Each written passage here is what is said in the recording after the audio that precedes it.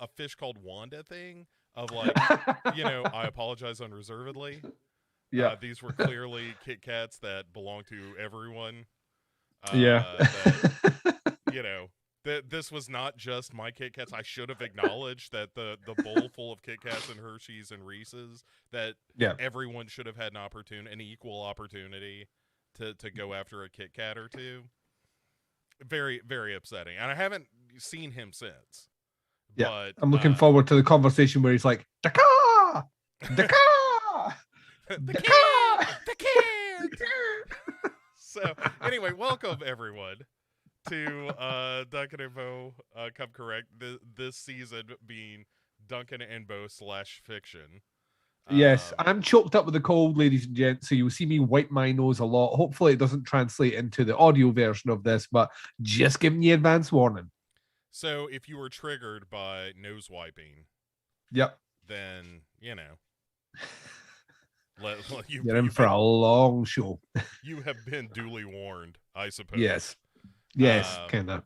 Yeah. So anyway, Duncan. Bo. I asked you all this off the air, but let's do it official. Like, how you doing? How's everything? How's every little thing aside from your cold? Apart from the cold, I'm doing very well. Yeah, we got through October again, which was good. It was good, and yeah, we're now in the steady. I was going to say decline, descent towards the end of the year. So I am. The Halloween decorations are away and everything's starting to ramp up to make things in the house a lot more festive, if you know what I mean, Bo. Festive with a capital F. I assume you mean the Christmas holidays are starting to ramp up. Well, yeah, we don't have the thing in between that you guys have, so. Yeah. I mean, neither do we anymore. Christmas starts the day after Halloween, in some cases before, and I don't like it. I don't appreciate it. Yeah, I think it's been heading that way for a while. So, what you need to do is just not acknowledge it until you're ready to acknowledge it. I try not to. The problem is my girlfriend's not entirely one of those people of like, hey, Christmas is over, so let's put up the tree. It's not quite that bad because she does have a reverence for Thanksgiving. But the talk of Christmas has started in earnest. Yeah. and so I'm getting a lot of, all right, let's start thinking about like who's going to go where on Christmas Eve and what's happening Christmas Day. But I'm more excited, Duncan, because for Thanksgiving, here in actually right about 2 weeks, 2 weeks from today, as a matter of fact, we are taking off to Charleston, South Carolina for Thanksgiving. Nice. Right. So, I'm a total carpetbagger in this scenario, Duncan. Like, don't even kid yourself. Like, it's her and her family, and they're like, hey, do you want to come too? And I was like, well, I could hang out with my family, but I know what they're like. Yeah, so, you've done that. Yeah. Well, and frankly, that's what it was. It was like I haven't met her brother yet, so I get to meet her brother when I go, and like we're renting two or three houses out there. Nice. Yeah. So I'm really looking forward to that because that's like a week off, and coming on the heels of Halloween when I was doing like an episode a day. Like, which you put on yourself, by the way. You're like, you're doing the same thing I was doing. Like, by the time I got towards the end of the month and I released that Halloween episode, which basically had every Halloween movie review, and it was 10.5 hours long. And I was moaning about it upstairs. My wife was like, "But this was your idea," and I was like, well, let's not be logical about this, right? Let's just complain about the thing that's at hand. Right. That's not what we're talking about right now. I'm not here to assign blame. I'm just here to say it sucks. Yeah. So, yes. But you were doing an episode a day, which is just silly. Yeah, well, and some of that you can schedule in advance, right? But at a certain point, shit kind of catches up with you. Oh, God, yeah. Fast. Very fast. Right. And so, yeah, by the end of it, like the last week is where I'm like, I just want this to be over. Yeah. Like, I want to get to Halloween because Halloween night is going to be really fun, except for all my Kit Kats being fucking swindled by Brandy's eldest child or eldest son. But other than that, like, it was a really good time. And I enjoy, like, I watch stuff I'd never seen before. You know, I talked about seeing Possession, like I'd never seen Possession, and I use it as a good excuse to do that kind of shit. Of, I'm gonna make myself watch movies that I haven't seen before, I've always meant to, or I'm gonna go back, and this is a great excuse to revisit, like, the '78 Invasion of the Body Snatchers, and you know, that kind of stuff, to make myself watch great movies. You know, because normally I watch crap, Duncan. I don't think this is a surprise. Has been noted. Has been noted. Yeah.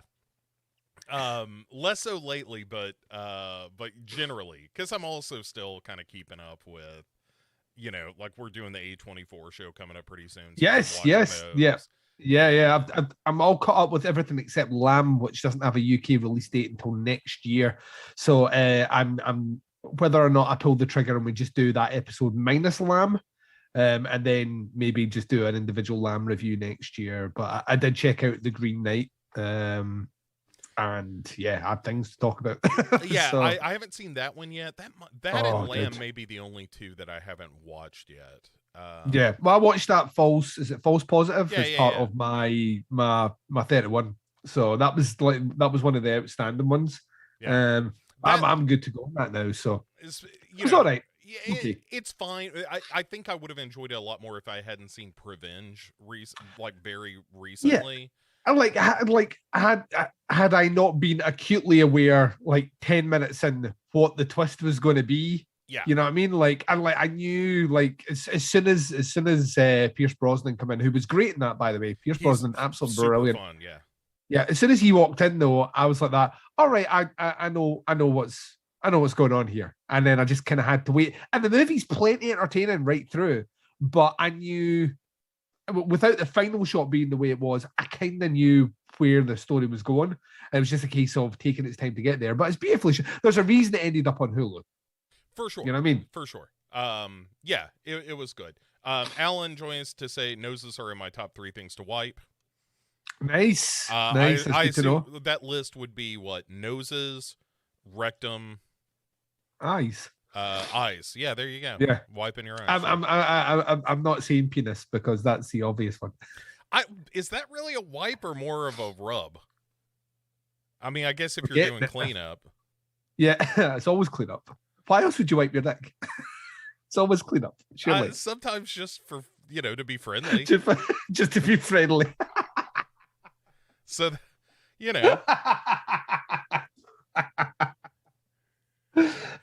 so that it doesn't feel left out of other goings on and shenanigans. It's true. This is true. In fairness, of all the body parts I have, I think that's the one that gets too much attention. Is it too much? Well, the doctor says it is. Anytime it's touched and it's not my hand, I'm very grateful. Yeah. So that's a good day. Yeah. I'm very thank you for doing that. It's a win for you and your penis. Yeah.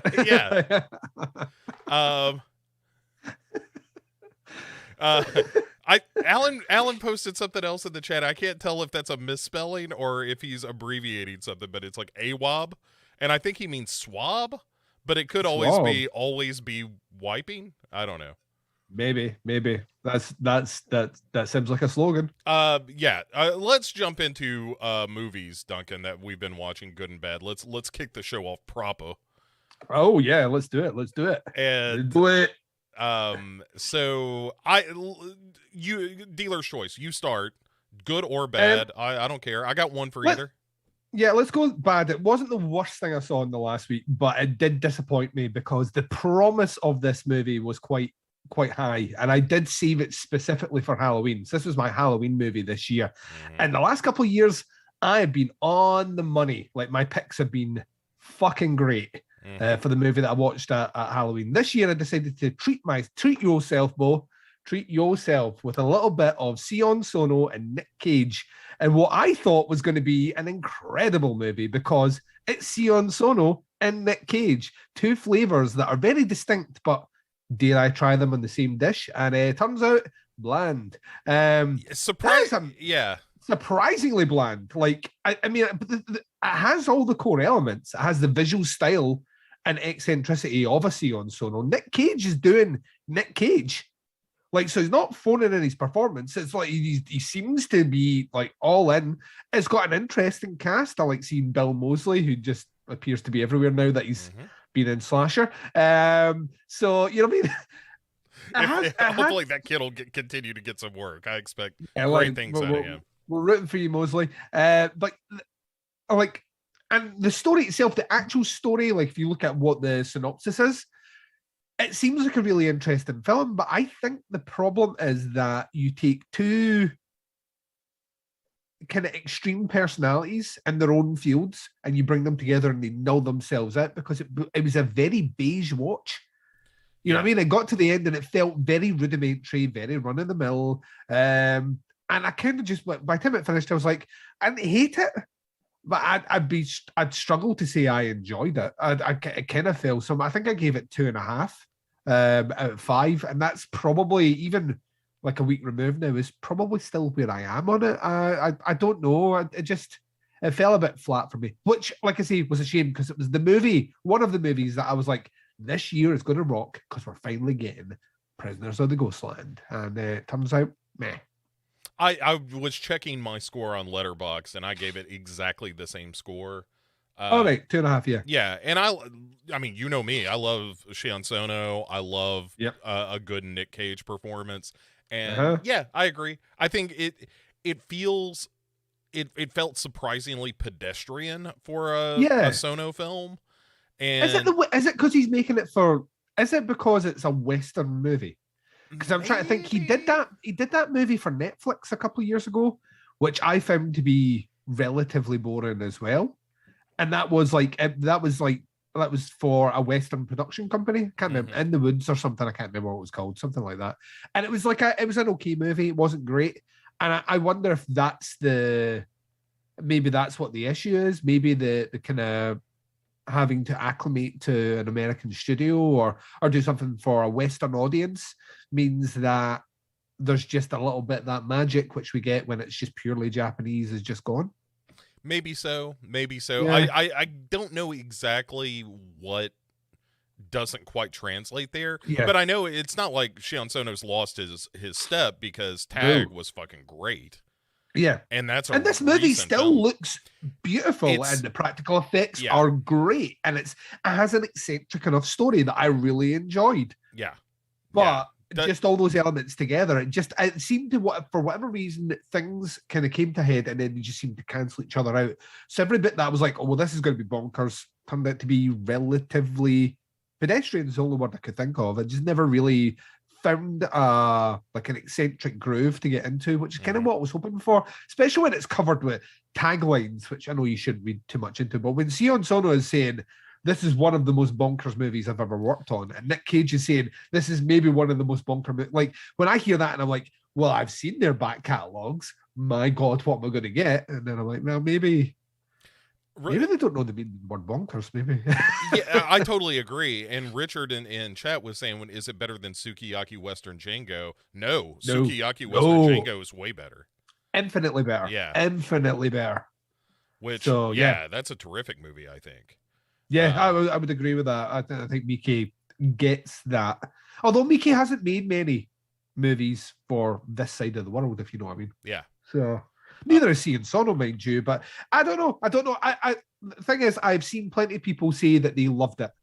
So there's clearly an audience out there for it. It fell flat for me. And I'd seen a few movies that week that weren't very good, but because it was my Halloween movie, my full attention was on it, and I watched it just at the right time and was getting in the zone. And a small whiskey at the side of my bowl, a slice of pumpkin cheesecake, which I made myself. Everything was going well. I saw pictures of that. Look delicious, by the way. It was fucking insanely good, and I was like, this is my zone. Let's watch this movie. And it was all bright to start off with. I was like, yes, I picked right. Me, this guy. And then by about halfway through it, I was like, what have I done? I've ruined my Halloween. It was like throwing my plate across, pumpkin cheesecake all over the wall, whiskey everywhere. Duncan. So yeah. What about yourself? I did not have whiskey. I watched The Exorcist on Halloween. was Oh, my you are Halloween so movie. fucking metal, man. Yeah, that was my Halloween movie for myself. And And how's that movie, Bo? it's if you haven't seen it, Billy Friedkin directed it. Big Bill. Yeah, he coming hot off the heels of The French Connection, Yeah. which is kind of a police procedural. Yeah. Yeah, it's pretty good, pretty good. Turns out that guy's not a bad director. Yeah, as it happens. Before I give you my bad, because it's not so bad, let me throw this at you, because Richard had a great line here. Duncan puts the pump in pumpkin cheesecake, and I couldn't agree more. I, for one, agree wholeheartedly. No, so my bad isn't really that bad, but it wasn't. Yeah. It wasn't great. I caught up to that Paranormal Activity Next of Kin. Oh, I've not even. I will watch it before the year's out, but it's so far down the like. What I've read is it's not a continuation. It's not, which I like. I like the fact they were like, "Fuck all that Katie Featherstone shit." It doesn't make any sense anymore. Ghost Dimension was a piece of trash. Let's just scrap all of that. Ghost Dimension is so bad. Yeah, and it was so just like, fucking bad. Let's scrap all of that nonsense and just do a different movie with kind of the same trappings, right? Like it's still a found footage movie, and we're just so it's not even the same demon though. No. Oh, maybe, right. So, I don't know. I don't remember what the name of the demon was. Jeff Pazuzu, wasn't it? No, yes, Pazuzu. But so the storyline, which I kind of like, is it's a young woman who was adopted, and the only thing that she has of her past is a video of her mother dropping her off at the hospital, being like, "Hey, you guys take this fucking kid. I'm gone," and looking kind of nervous. That's the worst parting gift ever, to leave an orphan child. Well, I think she got it from the hospital. I don't think like the mother was tucking it in the basket. Oh no, the mother left it. The mother was like, hee hee hee. Years of therapy to cure this disc. and so out of the woodwork, this guy shows up and says, "Hey, it turns out we're related. I did this 23andMe thing and discovered you. And you have this whole family that's Amish that lives out in the woods. And the only reason that I know about you is because I'm on a Rumspringa." And Rumspringa! And so if you want to meet your family, come to this creepy Amish farm in the woods. I mean, how could you say no, Bo? Right. And so the idea is that she's a burgeoning filmmaker, and she gets a crew of 2 other people to follow her out there, ostensibly to make a documentary about her reconnecting with her family. And of course, you get to the farm, and then creepy shit starts popping off, and there is deviltry afoot. But here's what I like about it. Even though this is my bad, I'm still going to give you the positives. What I like about it is the excuse for it being a found footage movie is real solid. Of like, this isn't just, hey, we're going to set up the baby cam in the room. This is like, oh, we're making a movie. And we've got like a more traditional. It's a more traditional approach. Very much so. And also that there is a comic relief character in the movie that's genuinely funny. All right. And he's not played completely as a goof. And I looked the guy up, and I can't think what the guy's name is now, but I think he's a UCB veteran. Right. And so he's got a little bit of improv skill, and it's clear that he's just very deadpan. He's not just the wacky guy. He's just he's got kind of a deadpan delivery. And anyway, like, the characters aren't terrible. It's the thing that makes it not great is sort of the problem with a lot of these movies, where it's a real slow burn to the end of the movie. And then when you get to the end of the movie, like the last 5 minutes I thought were great. I just felt like we waited too long to get to those last 5 minutes. And there are a couple of things in particular that I was like, this is a great opportunity for a scare that you're kind of blowing. But here's the thing that blew my mind as I was kind of researching it a little bit. Christopher Landon wrote it. who did, Freaky. Happy Death Day. Yeah, dude, yeah. he wrote most of those Paranormal Activity sequels. What? Yeah. Yeah, if you look up Christopher Landon on IMDb, he kind of cut his teeth on like Paranormal Activity 3 and 4. Well, part of that would make sense because that's how Blumhouse kind of works as well. You know what I mean? Like you eventually get enough tread with Jason Blum that you can finance your own movie. Yeah. So when I saw his name and I was like, the fuck? But sure enough, he's written a bunch of them, and so it not a great found footage movie, but a totally okay found footage movie. And the thing that I got excited about though, because I do like the last few minutes of it, it's got one of those conclusions where everywhere you point the camera, something real fucked up is happening, and I appreciate that.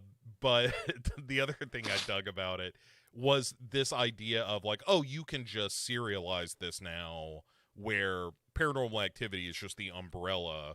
You can put things under. Like kind of like what Carpenter wanted to do with Halloween, and which you might still get now. Great, according to Jason Blum.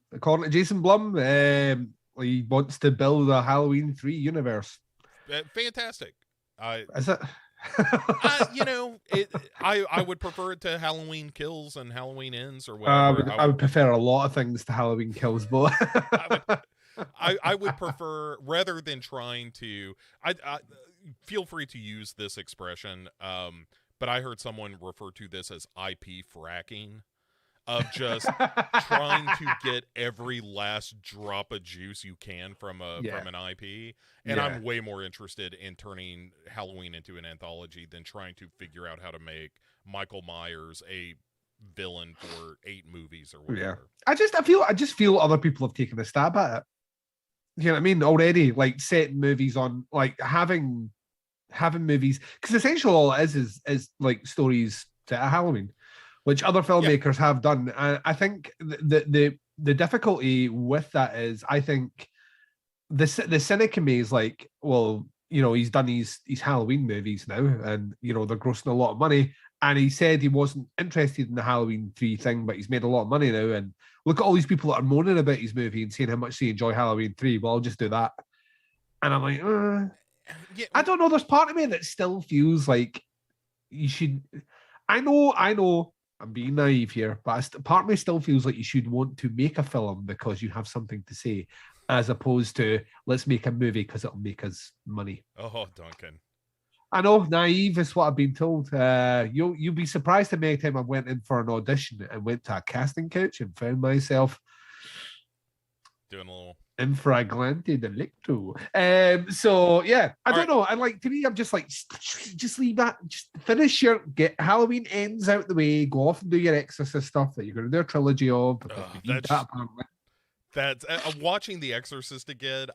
And knowing that there are 3 movies coming based on this film. I was like, this sounds like the dumbest possible idea. Well, look at all the ones that came after Exorcist. There's really only one that's good, and that one's a fucking mess. Yeah.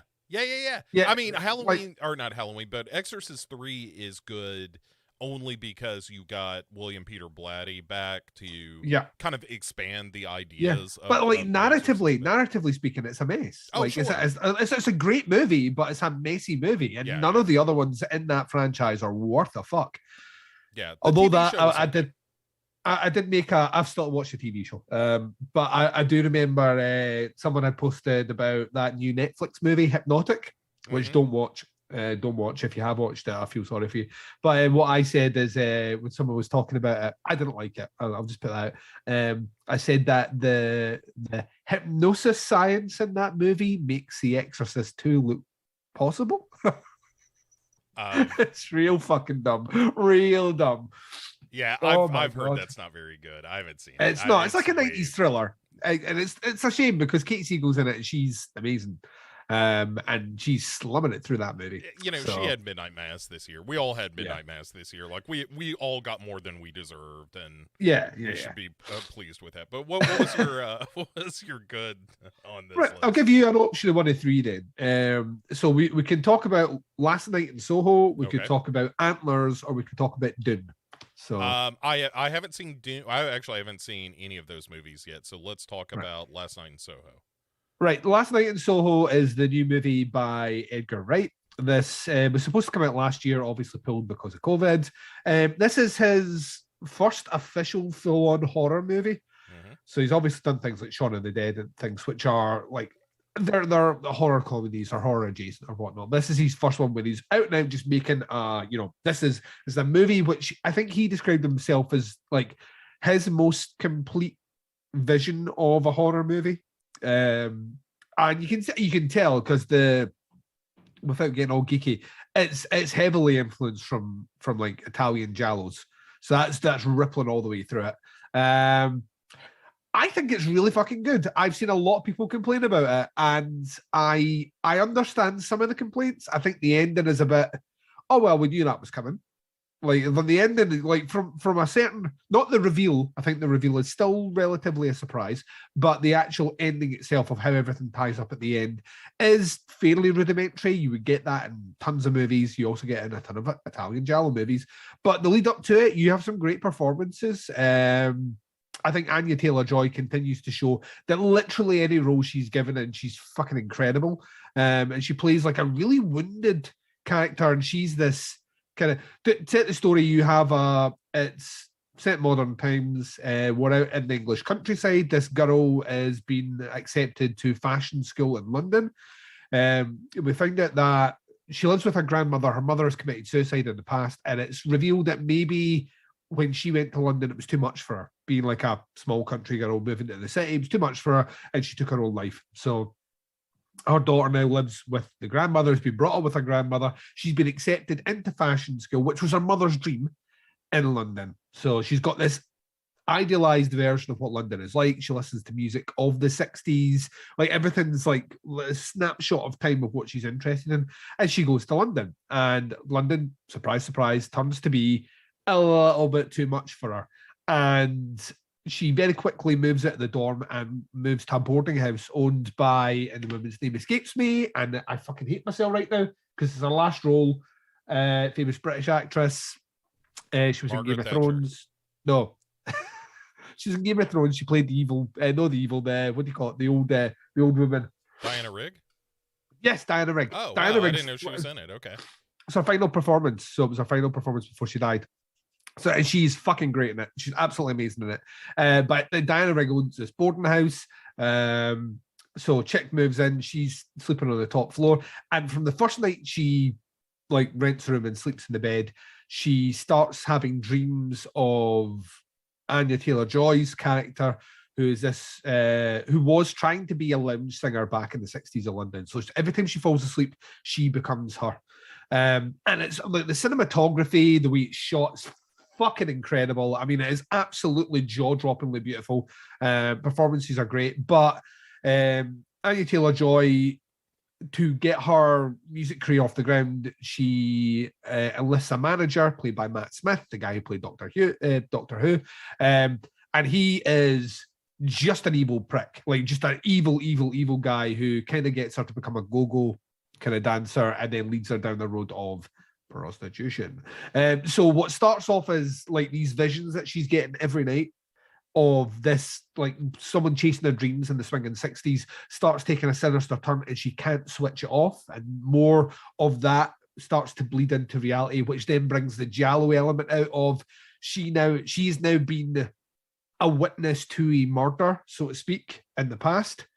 And she is now trying to solve it via everything that's happening round about. So in a lot of respects, it would pair really well with Malignant that came out this year, because they both have those trappings of visions of a murder with the giallo tropins, and they would surprisingly pair well. And then it kind of, there's a supernatural element which we'll not go into. I thought it was great. I genuinely thought it was a great movie. Like I say, I've seen some people decrying it a little bit. It's not. My favorite thing I read was this is the least funny Edgar Wright movie ever made. I was like, it's because it's not a comedy. Yeah. Like, it's like saying Razor's Edge is the least funny Bill Murray movie, you know? Yeah, it's like, it's literally not comedy. He's you read it, it says not comedy. So I thought like performances are great, shot beautifully. a bit predictable towards the end, but handles itself really well. It has an element of Del Toro in it as well, which I really enjoyed. Like some of the cinematography, specifically the ghost cinematography, is really, really cool. And that is as far as I'll go with it. I thought it was great. It's a contender for top 10 for me this year. Don't think it's a contender for top 5, but it's certainly in for the discussion. And I recommend everyone get a chance to watch it if they can. That's my good. Great. Yeah, either I'm seeing that tomorrow or Dune, one of the two, and I'm not sure which I'm going to see. Dude. I know. I look, everything I've heard about, even the people complaining about it, I'm like, right, that sounds great. Man, honestly, I can't remember the last time a movie finished and I was just like, and then when I saw it as well, the day I saw it, they greenlit part 2. So I was like, oh, thank fuck. Because it finished, and I was like, had this been it, like the world would have to die. It's like it's next level. It's like I think it might be the first movie that I'm like, yeah, this is Big Denny Villeneuve walking into a room and slapping his dick on the table and just telling people to stare at it.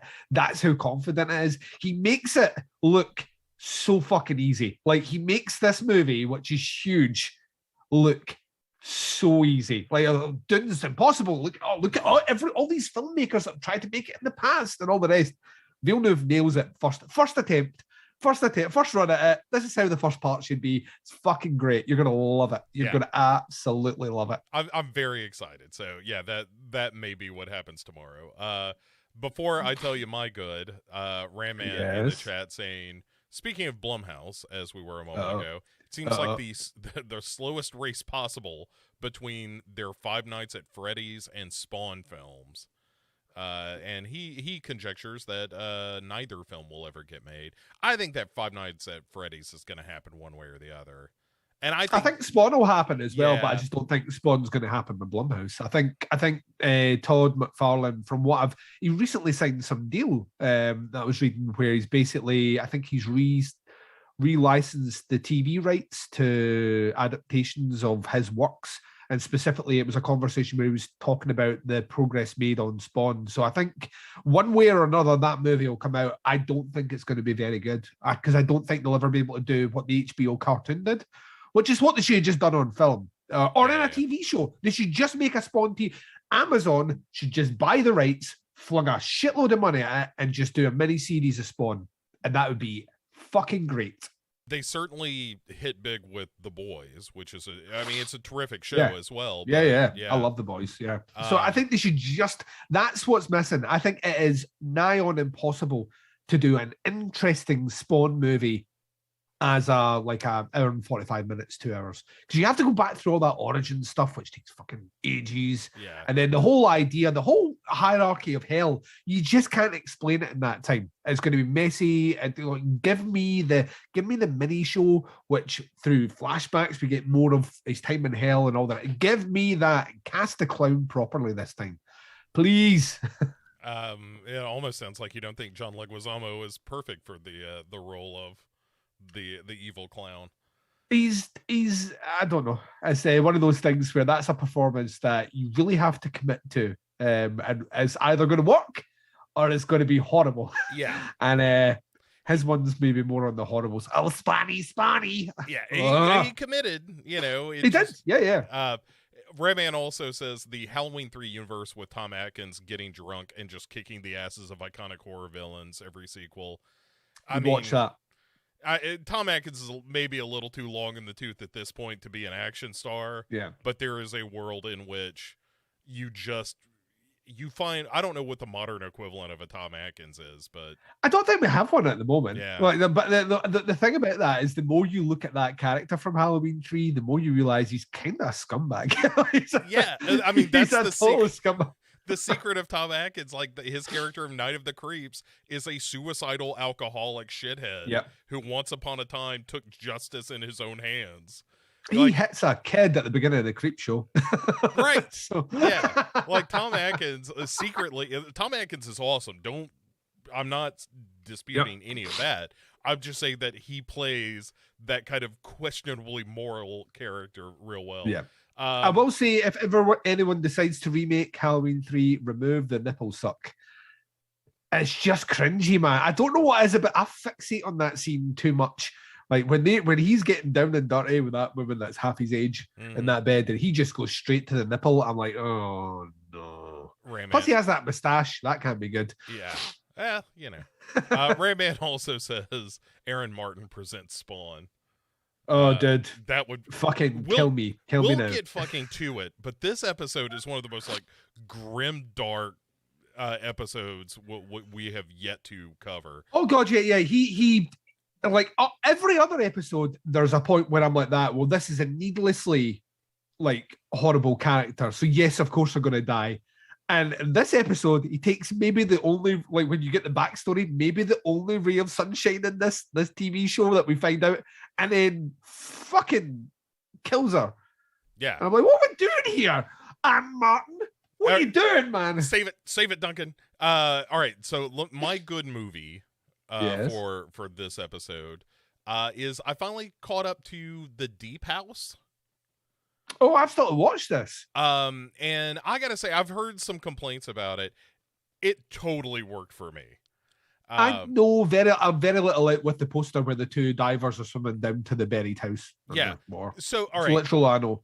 It's a fairly familiar setup. This is one of those that's all about the execution kinds of things. Yeah. But the premise is that you have two characters, a guy named Ben. I know that because the female lead calls his name about 3,000 times in the movie. Which is not necessarily a complaint, but there was a point where it was like, she calls his name a lot, but also, where the fuck is Ben? It's anyway. Like did you ever play that? Did you ever play Heavy Rain? No, I did not.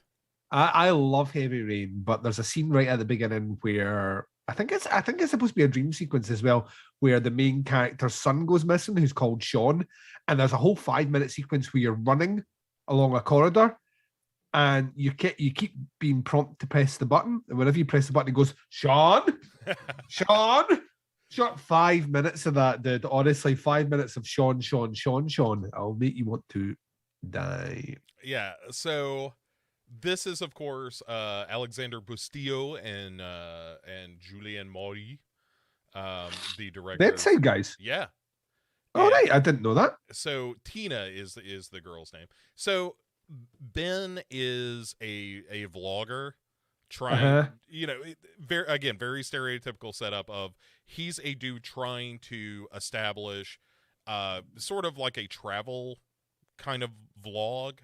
Oh, right. Where he goes to like abandoned and ruined places, and if it's spooky, so much the better. Like, it's not a ghost hunting show or anything, but it's like, if we go, we're going to a lot of ruined, creepy places, and every now and again he'll scare Tina for goofs and whatnot. Yep. So they're going to this place in southern France where after World War II, part of the village was completely destroyed, and so rather than rebuild there, the town decided, we're just gonna make like a lock here or something, so it's a yeah. And then this dude shows up and it turns out like this dude Ben is trying to find a secret spot. Like, again, he's trying to get views, so he wants to do something off the beaten path, but it turns out when they get to this spot, like, everybody's there having picnics and shit, and there's like a food truck and that kind of thing. Oh shit, yeah. But there's a creepy French dude that's like, hey, if you want to see the real shit, I'll take you to a house that is totally untouched. Like, it's not bombed out or anything. You can dive, and you'll be going through this house like one of the few people who will have ever done this. And he and his girlfriend then decide to dive down into this house. And so the whole idea is, what if a haunted house movie, but underwater?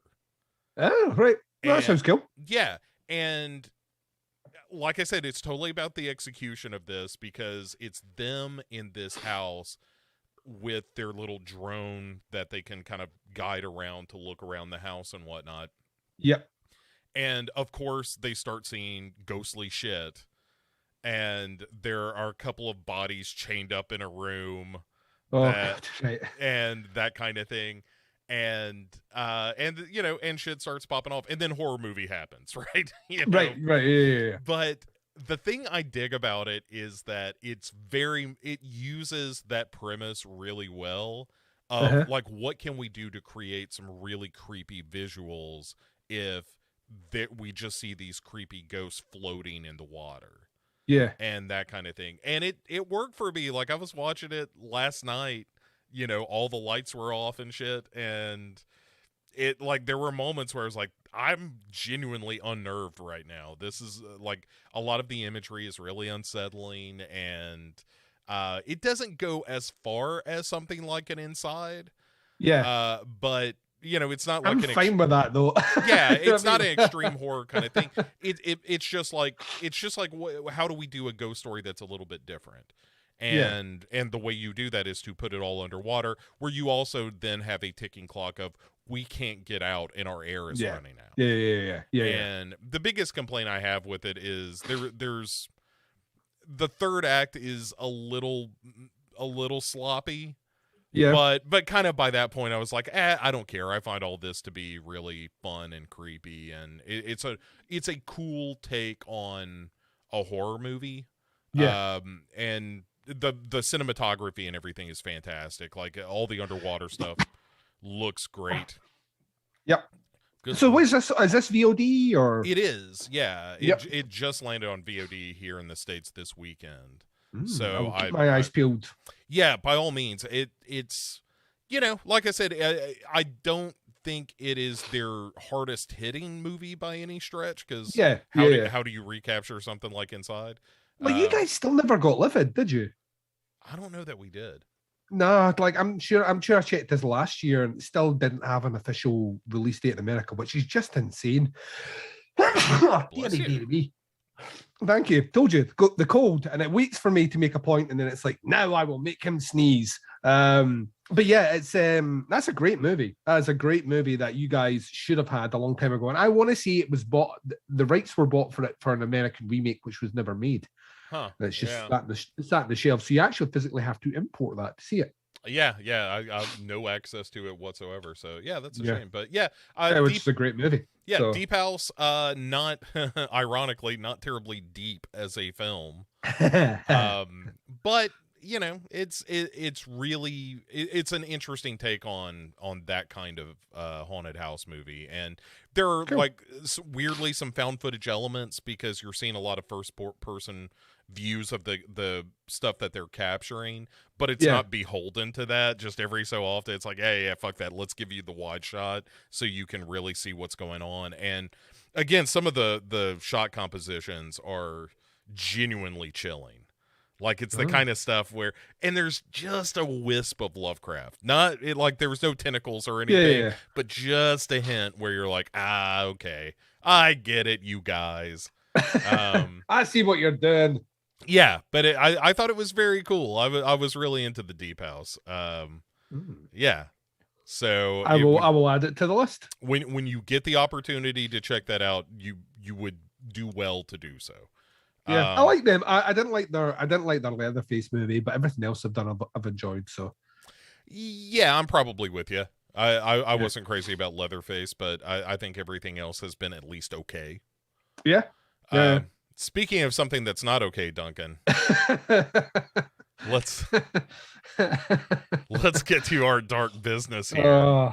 Only halfway through this season, by the way. How?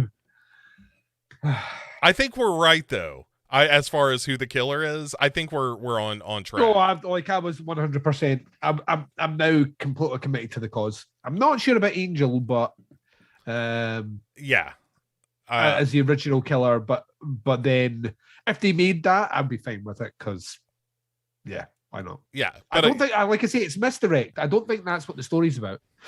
Right? Yeah. I think it's deliberately trying to. This is him trying to be. Wait for it. Clever. So you know what I mean? like that way when it was like that. What do you mean they saw through the Wren decoy in the previous season? Oh well, I will get them with the old focus over here, but it's actually over here story. Although it does lead us to specifics in this episode which wouldn't make sense out with, so we'll need to get to that. Yeah, I don't know that I noticed anything that like felt totally off kilter, but also there's a certain point where this episode just hammered me so hard that I lost all hope and logic. This is, oh man, honestly. All right, but so of course we start the episode with a flashback because slasher 21 years ago. Yeah. Like, what the fuck are we doing now? Is this when the apartment building was built? Like which would be the only need to jump back 21 years in this story did. Well, not necessarily, because we also want to tell this incredibly depressing story of the Amy character, who is the girl that is dating Noah. Yeah. And she's the one that hit Kit with the car. Right. And is also constantly doing like VR game testing stuff. Yes.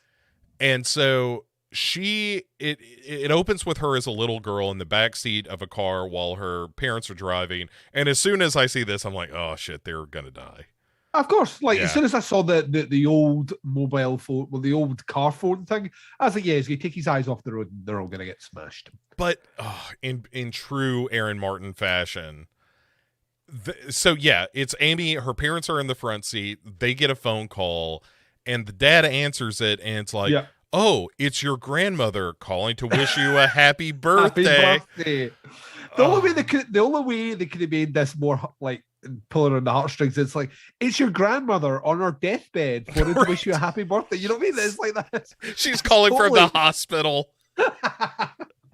This is the last time she's ever going to draw a breath, and she wants to wish you a happy birthday. But yeah, like while he's handing the phone back, Amy screams because she can see whatever they're about to hit into, and they smash into it. And then, can I just say, this little chick, this little actress here, this little girl that plays young Amy, the best actress we've had in any season of Slasher? Probably so, yeah. Like, her grief, where she's watching her mum die, spitting blood all over her face, which I think Aaron Martin actually, I think he killed her mother to get that reaction. Shot her puppy beside her. Like, right, just squeeze. Snuffles is going to bite it if you don't get this right. I want tears. Yeah, it's like that National Lampoon cover of like, buy this magazine, we'll shoot this dog. Oh man. So basically, like, our parents die in front of her. Well, okay, the dad dies right away, and the mom doesn't, though. Like, I don't think she can see anything. Like, she's real fucked up, and she's like, Amy, yeah, and then dies. And then again, we go to credits on this poor little girl just weeping. Yes. Oh yeah, like uncontrollable weeping because her mother and father have just died in front of her. And I'm like, right, is this the backstory to set up Amy as a killer?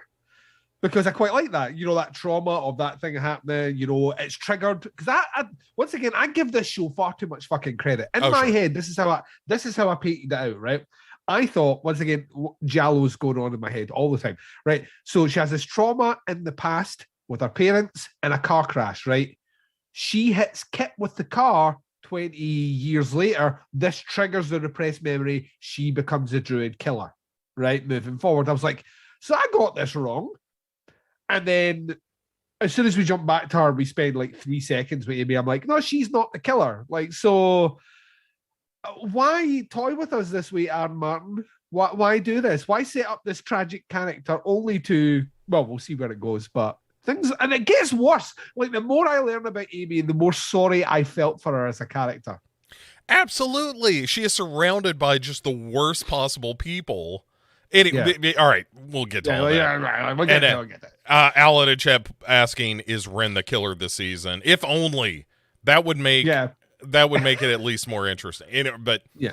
All right, so we cut to the school where we're discovering the aftermath of our horny teacher being cut open and arranged like the dissected frog from the end of the last episode.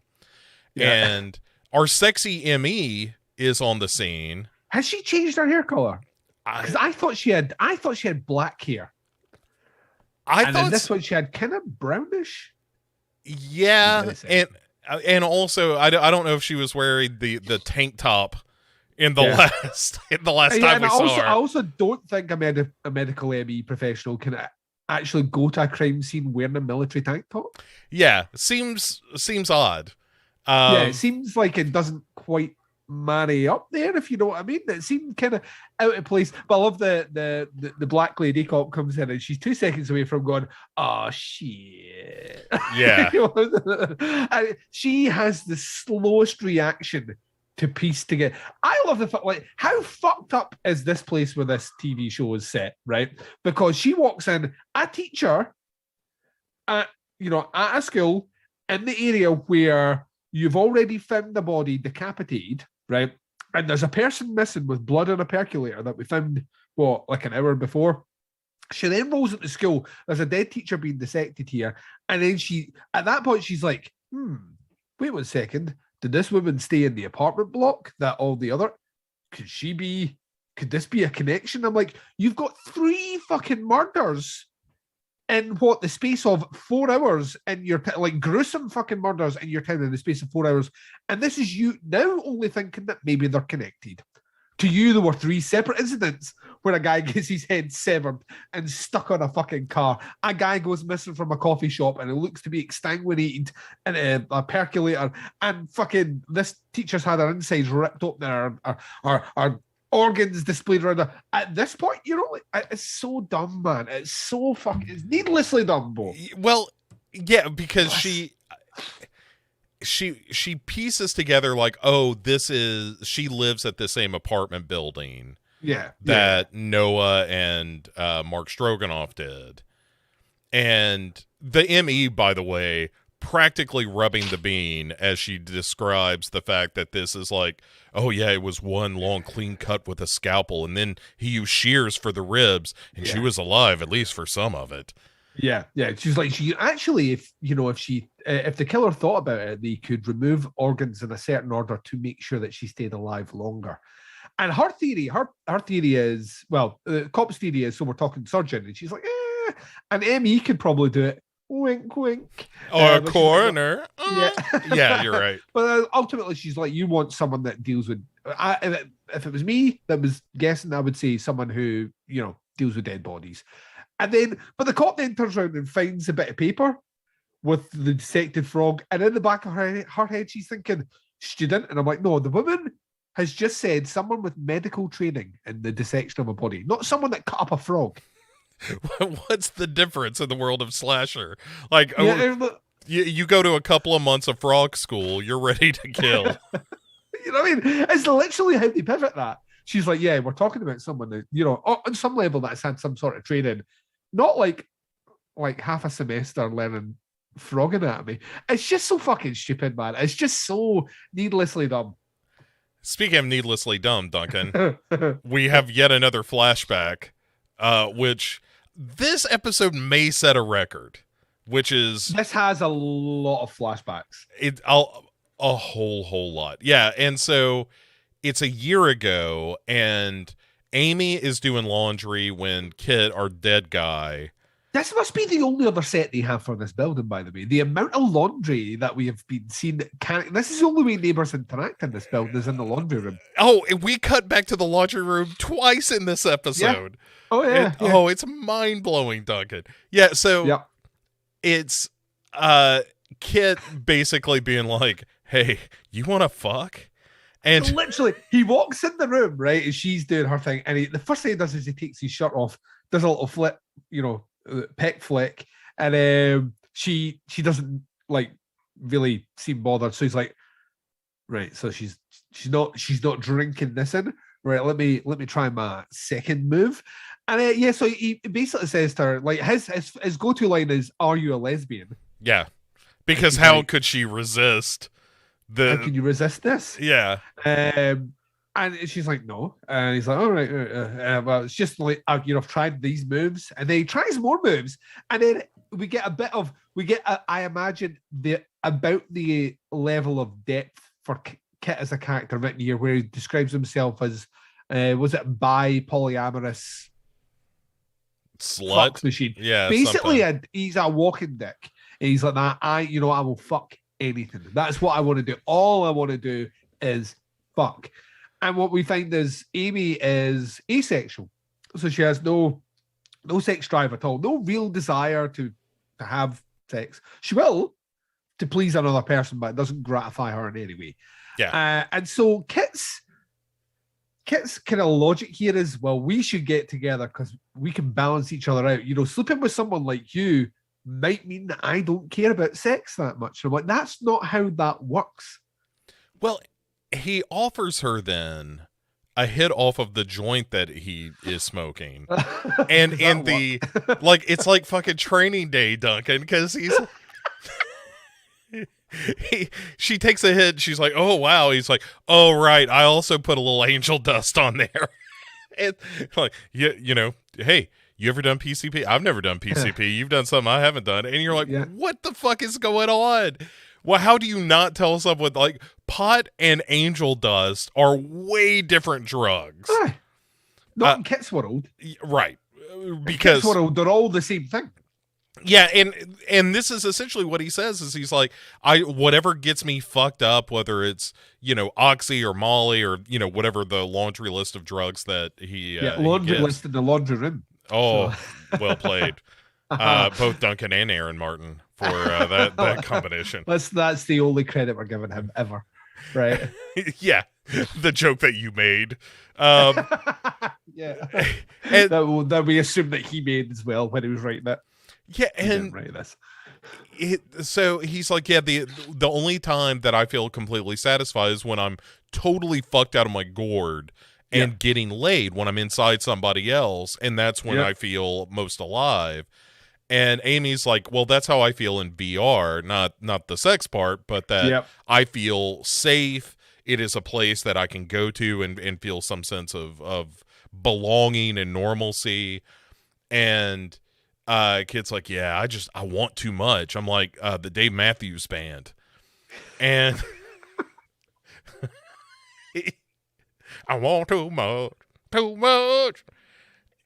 And he actually says, I want to drill holes in everything. But this is the bit that is interesting to me because only Kit and her are there for that conversation.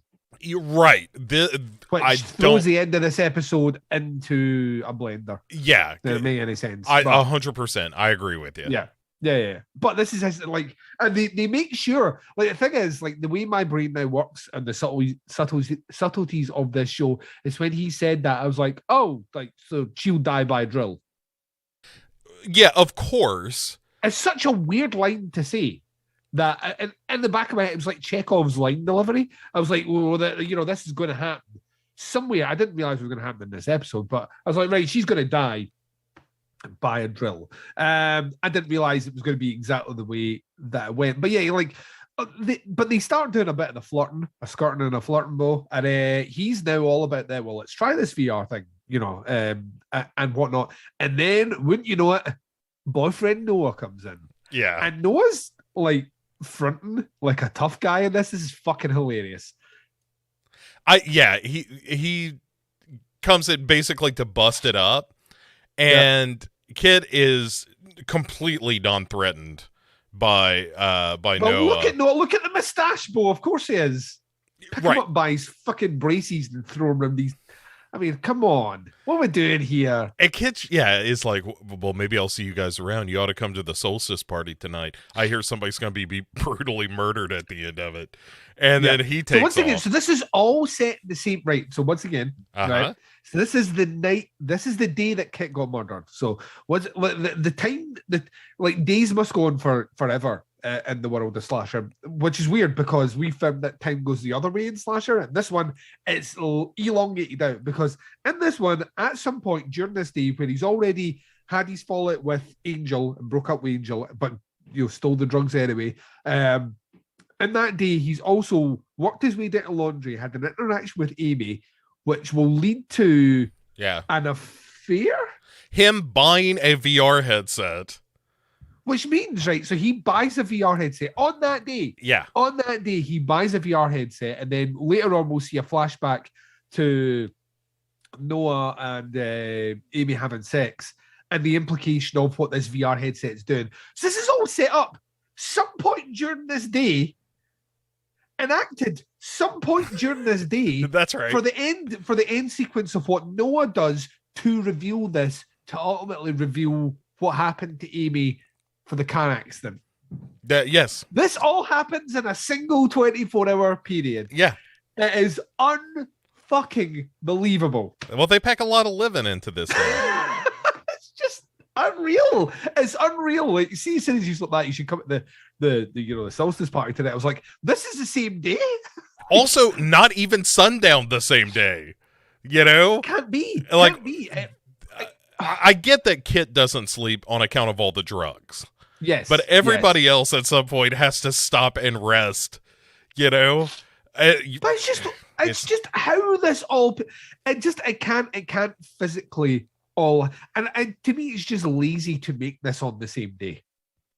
You know, if you want the solstice thing, you should have him say something like, maybe I'll see you guys around. Maybe at that solstice party this weekend, something to make it non-linear to the point that we think it's on the same day, because at that point it shatters the wall of a reality which was very thin already in this show of making sense. It just does. At that point I'm like, well, none of this can happen in this time period. Also, if you want to have the events of the present all take place on the same day, that's fine.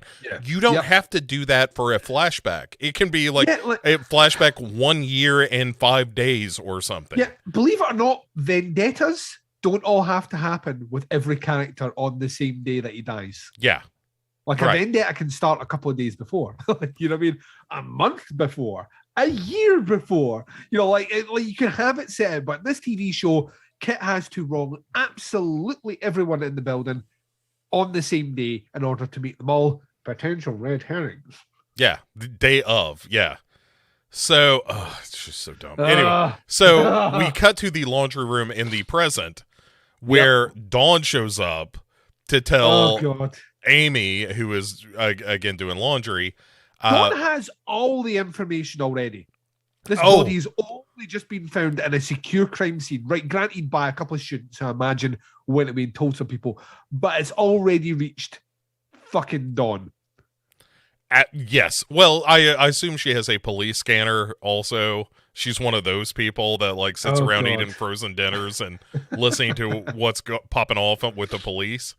I say that because that's my dream. Was that your dream, Bo? Yeah. Oh, yeah. I will one day have a police scanner. Don't even worry about it.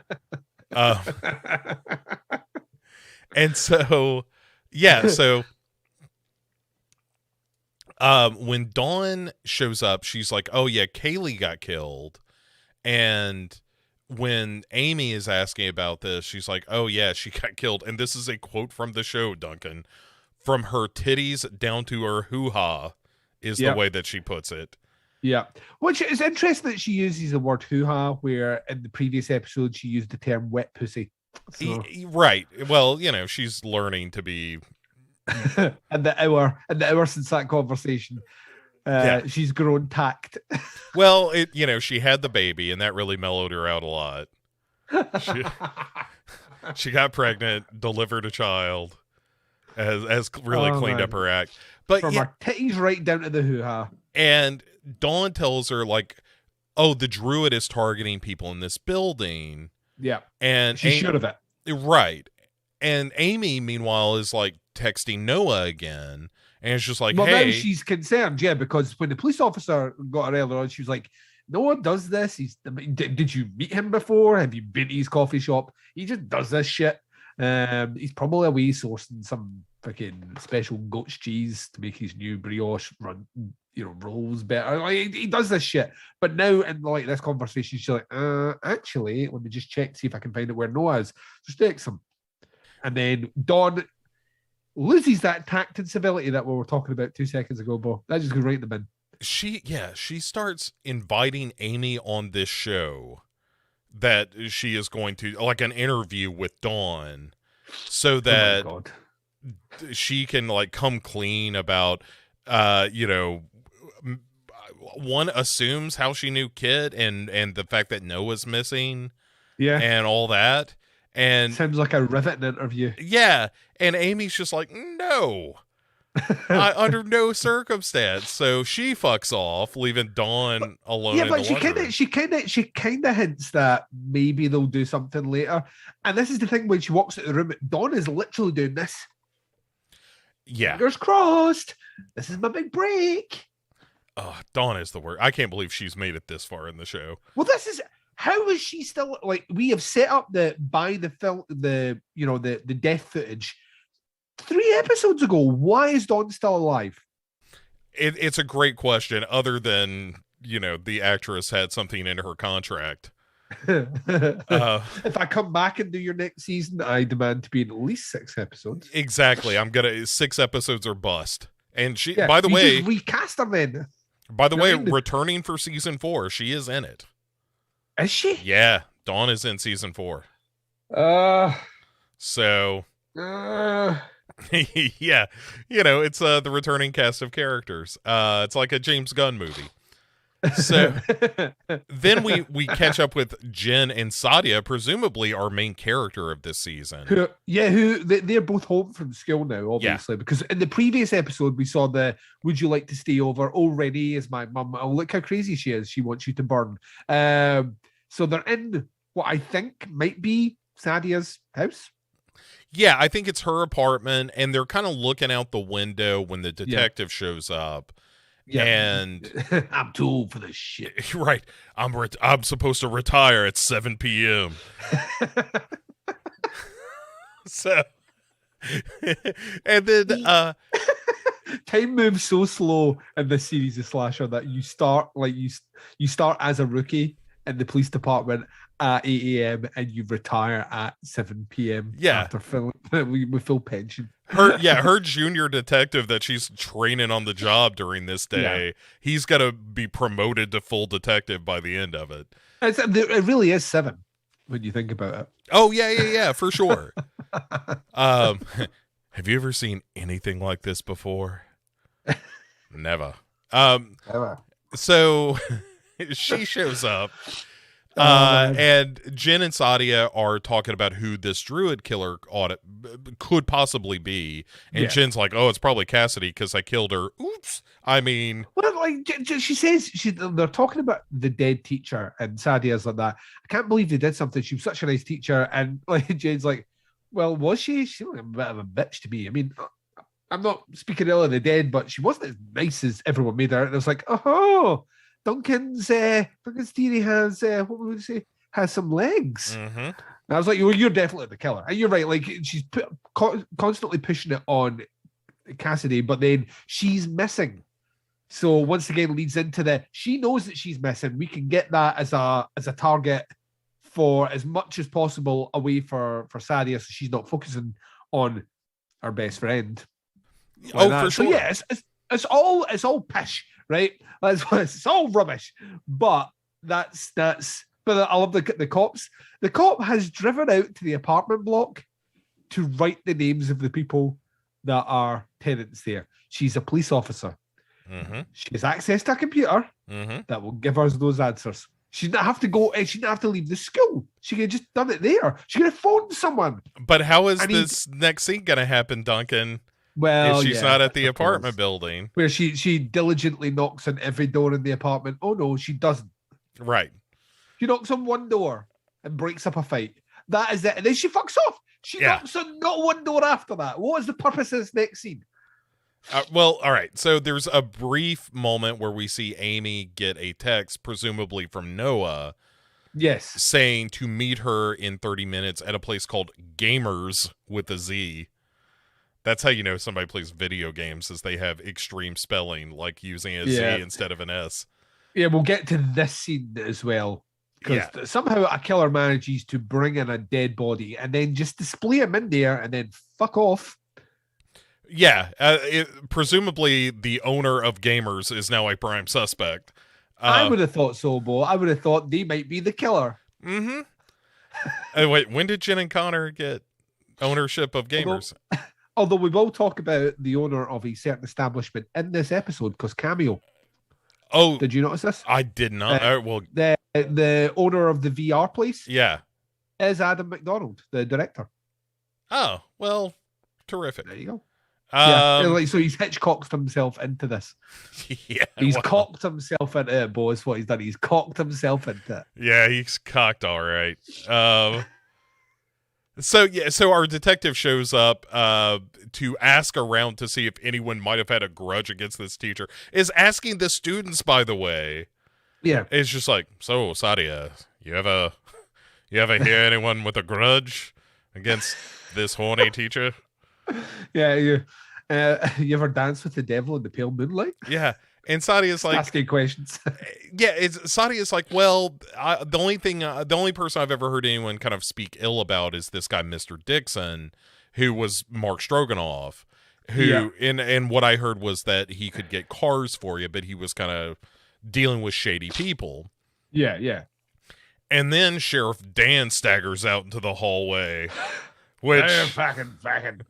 Hey, listen, goddammit, when you gonna start knocking on doors looking for my little girl? She's missing, goddammit. And the detective kind of perks up and is like, you say your little girl's missing. And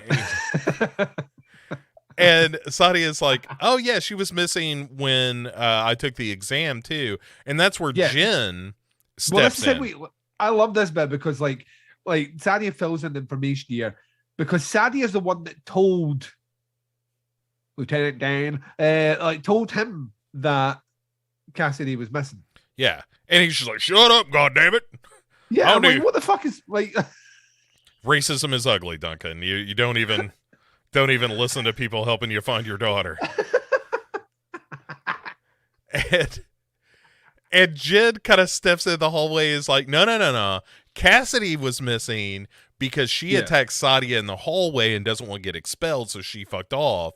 And Sheriff Dan has one of my favorite lines of the episode where he just goes, that's fucking bullshit, goddammit. Which is what I was thinking as well. Yeah. I was like, don't make this man my thoughts in this TV show. I don't want my thoughts coming out this man's mouth. But yeah, like she instantly lays down the, what's it, red herring alibi. Yeah. She's clearly has ran away because she doesn't want to get in trouble. But maybe she's a killer, Bo. We're like, we know she's not. We've seen her on the fucking ceiling boards. Come on. At least they put this to bed. Thank fuck.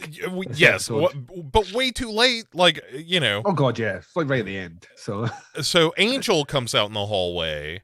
Yeah. Just to get in the mix on this one is like, well, he's probably committing hate crimes or something. Yeah, Angel comes out and what's his tits? The Don's man. Angel. Yeah. Yeah, but who's the guy? Oh, Joe. Right. Yeah, so Joe's behind them though, from his apartment. Yeah. So Joe's just went back to. Well, the last time we saw them, they were like Joe was like, "Never come near me again. I don't want to fucking know you. I don't want to all the rest." But now they're back in the same. It's a lover's spat, Duncan. These things, it blows up for a second and then it's fine. It's totally fine.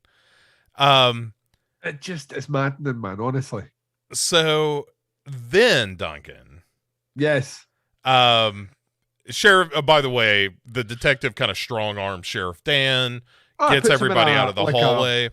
Like a jiu-jitsu lock or something. Yeah.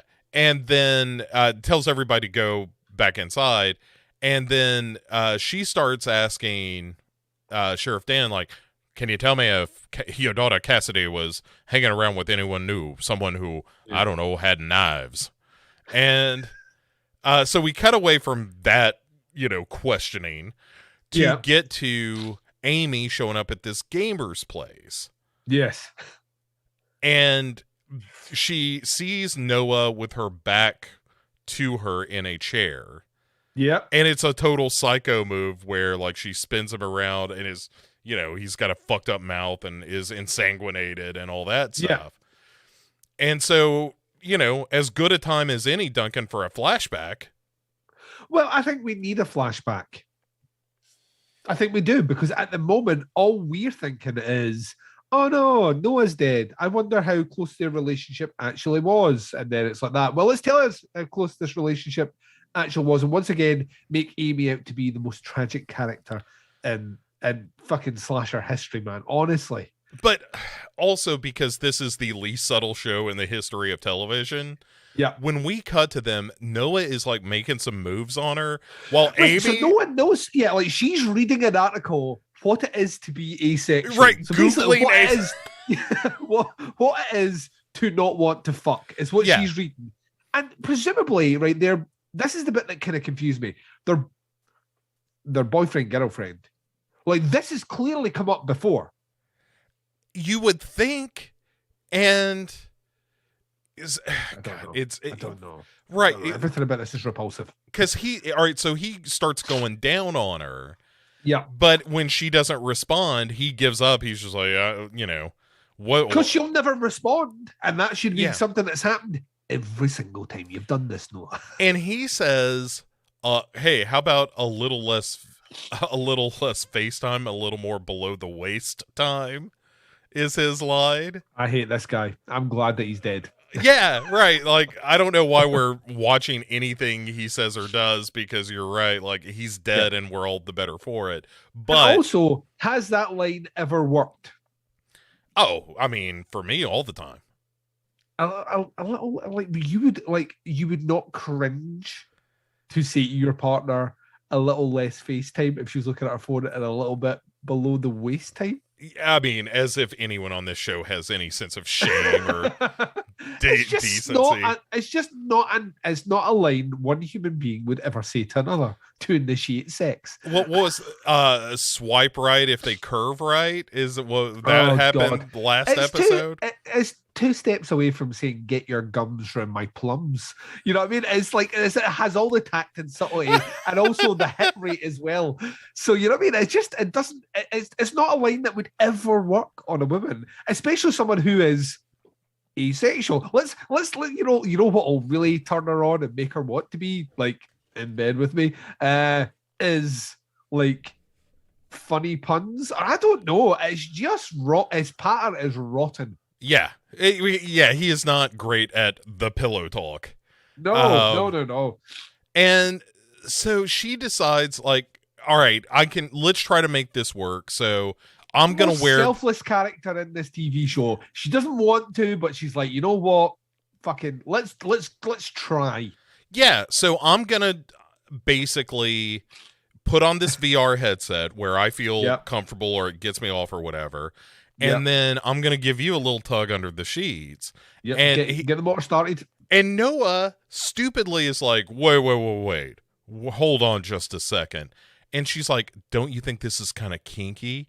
Yeah. And then like sucks the fingers that she was using to rub this dude off. Yeah. And trying to get him revved up. Yeah. And he's like, well, all right, let's give it a shot. And she's like, a squad of riot police would have to stop me inserting my penis in her. Like, honestly, it's like as soon as there's a possibility of sex, she can wear whatever. She could come in a full fucking suit of armor. I'm still down to clown. Like this guy going, oh, wait a second, the headset's a bit off-putting. What the fuck?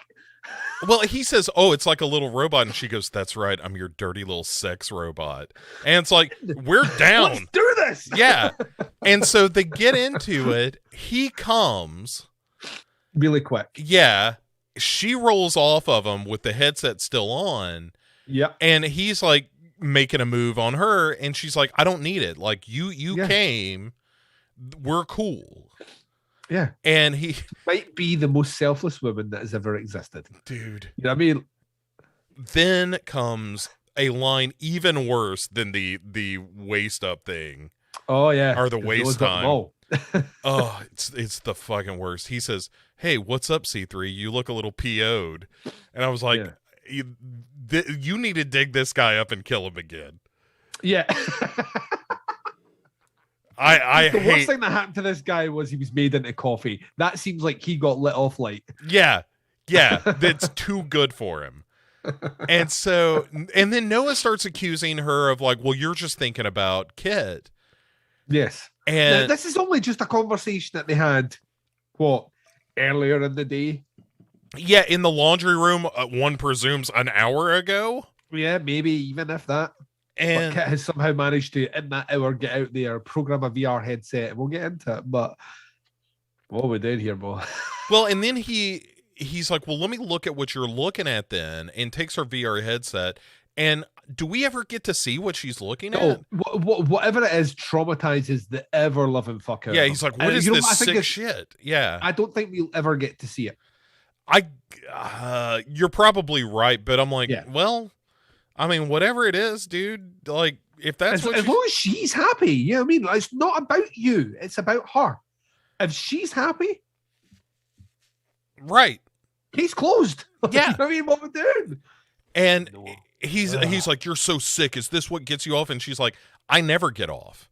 Yeah, nothing gets me off. But then he acts like this is news to him. And I'm like, this is not news to you because you're in a relationship with us. And this has come up before. Well, he kind of acts like, wait a second, you've come, right? And she's like, no, I never have.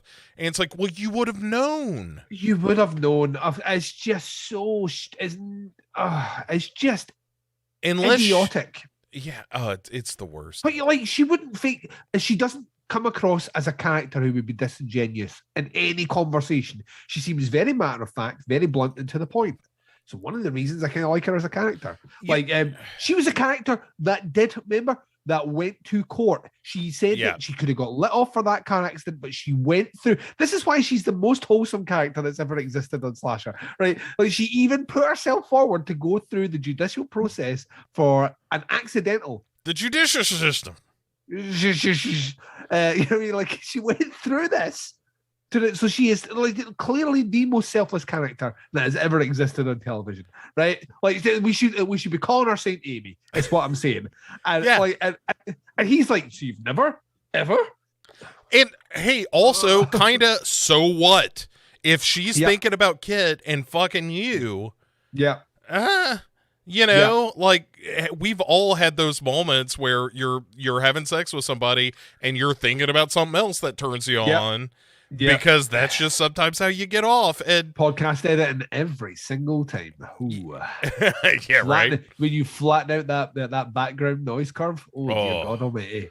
Oh, are you kidding me? Editing out those breaths and ums. Yeah. Press that normalize button. Oh, dear. But like, it's just, I look, this is not the relationship podcast that I normally do, Duncan, but no. But at the same time, like what we're talking about, I think is hitting on a more universal truth, which is just that, like, hey, if you're in a relationship with somebody, then whatever it is that makes the sex better for either of you, you kind of do that. Sometimes whether you like it or not, because you care about the other person. And this is just Noah being completely selfish, where it's like, not only do I want a nut, but I want to make sure that I'm the only person you ever think about during sex. Yep. That's fucking crazy. Yeah. I hate that. I hate this. I actually wish we could see him be prison raped like we did it. Like I'd like somebody needs to dig up his corpse and prison rape him. Let's get Big Glenn back in just to do that for us. We need a super cut of this character being prison raped. Yeah. But yeah, so we leave that nonsense to go to Dawn, who runs into Angel in the hallways back in the present day. This conversation is just, what are we doing? Yeah, we don't have to linger here too long. It's a whole lot of like, your man's with me. He's happy with me. By the way, your followers aren't followers. You paid for them. I know it because he tells me everything when he's in my bed at night. Literally all it is. The best part of it for me is when he says, we not only did he tell me that, we talk about it and laugh. Yeah. That's raw. I like that. Yeah. Yep. It's good. It's good. But then, so basically it's a non event with Angel says that if he was a killer, he would kill her. Presumably setting up the Angel's the killer when Dawn dies later on. So back to Gamers, where our detective is interviewing Amy about like, well, do you know anyone that would hurt Noah? I'm really looking for any lead at all here. And she's literally like, just solve this case for me, please. Yeah. she says like, well, let me ask you this. What were you doing a year ago tonight? Is there perhaps a flashback that you could can we get a can we trigger a, I don't know what the budget is. Alan, can we get a flashback to fill this scene in? Yeah. It must be really easy to write this show, by the way, because whenever you get, like, how do we end the scene? Flashback, obviously. It's like James Brown, like, can I get a flashback? It's like, it doesn't matter if the conversation feels like it's went anywhere or concluded anywhere or resolved anything at all. You have a get out of jail free card at the end of every conversation in this show because you can just do flashback. Yeah, so... Is it narratively satisfying? Does it need to be? Flashback. Sure enough, we go to a year ago where Noah somehow knows that there's a key over, is it Angel's apartment? I think this is supposed to be... When they're living together. Yeah. So I think this is supposed to be like him being all like, oh, a dipshit would leave his key up here. This is how fucking stupid Kit is. His key's left up here because he does a real kind of course it would be up there sort of thing. And he goes into the apartment, which is, by the way, just like the set from a Michael Mann movie. It's just all neon. Everything is fucking neon everywhere. It's a Nicholas Winding Refn fuck pit. An NWR fuck pit.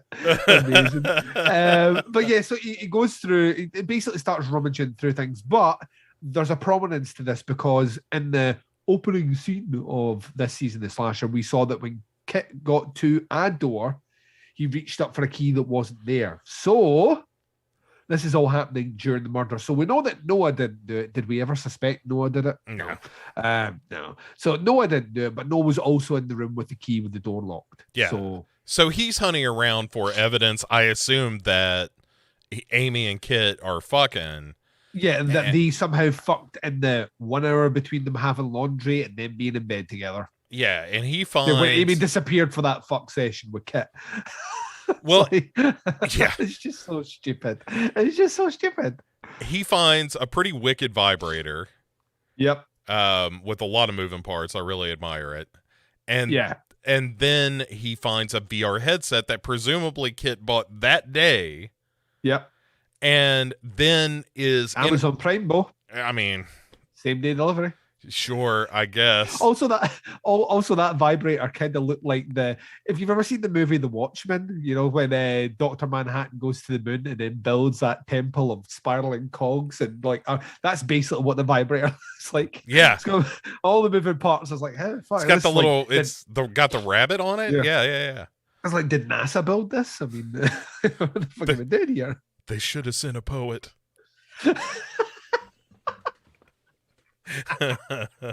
My God, it's full of cum. Yeah. And a VR headset, and from this he extrapolates. Well, they're fucking. I suppose, but it's like, well, then such a dick. Then, brother, get yourself a vibrator and go to town on Amy. You like, yeah, get yourself a vibrator, get yourself a VR headset. And do a lawnmower man sesh with her in cyberspace. Let's get down and do it. Once again, like a slight tweak to the universal rule of Duncan and Bo come correct, being you should be fucking. Yeah, you should be fucking in VR. You know, if that's anywhere you can. If that is where Amy prefers it, just be like this whole problem goes away if he's just like, I don't know, baby, what makes you happy, and I'll do that. Yeah. Well, like, listen. I'm here to please you. Yeah. How can I please you? Right. It's as simple as that. Yeah. What would get you off? And let's do that. Yeah. Well, here's the thing, right? So he finds the VR headset, finds the vibrator, puts 3 and 3 together, and comes up with 100. And then he hears the banging at the door. His Kit's trying to desperately let me in. He goes over, looks through the peephole, sees Kit get stabbed by the druid, and then's like, yeah. And just does it. A headset. It's a vibrator in a headset. That's literally all you found. Yeah, and he just watches through this peephole as Kit gets savagely stabbed by this killer and doesn't let him in. I forgot how many times Kit gets stabbed before he dies. Yeah, it's a real OJ. It's like the end of and I think we've already used this as a comparison. It's like the end of Murder on the Orient Express when they all have a stab. Yeah. I mean, everybody is the druid. Which is what he should have just done. You know what I mean? He should have just done that. Yeah. And that's why tensions 1 year on in the apartment block are so frayed, is everyone in the apartment block that was privy to this killing, that all took a shot at it. You know, like have you know, the tensions have been frayed because they can't keep it all together. That's what it should. I would have respected that more. I would have been like, Aaron Martin has read some Agatha Christie. I respect you, Aaron Martin, but no. That's too easy. It's too literary. Yeah, too many words. So, yeah, right. So we cut back to the present, Duncan, and there is a cop in Amy's apartment taking her PC away, and she's like, "Whoa, what are you doing?" Yeah, why are you taking the PC away? Like, why? Why? Right, one, the murder didn't happen in that house. Yeah, it didn't happen in that apartment. It happened in his workplace. So two, you show up, and the first thing you do is, we're just going to take this PC tower because presumably Amy's murder plans are stored on there. Right, she's got it in a folder called "If I Did It" by Amy. And while the detective is questioning her, she gets a text from presumably her job with a link. What the fuck?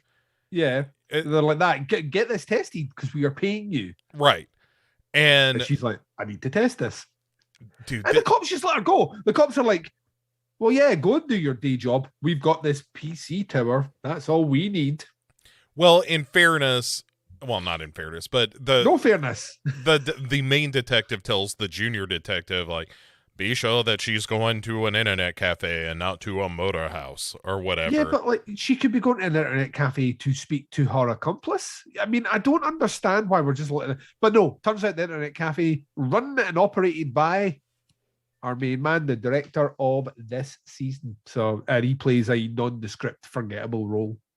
Yeah, it's just a dude behind a counter. And so she ends up jacking in once she gets to this joint. Funniest shit. This is the funniest shit ever, because, like, presumably, if our killers are identified as who we think the killers are, not only do they have a working knowledge of human dissection, but also how to create a virtual reality experience in the space of 2 hours. Yeah.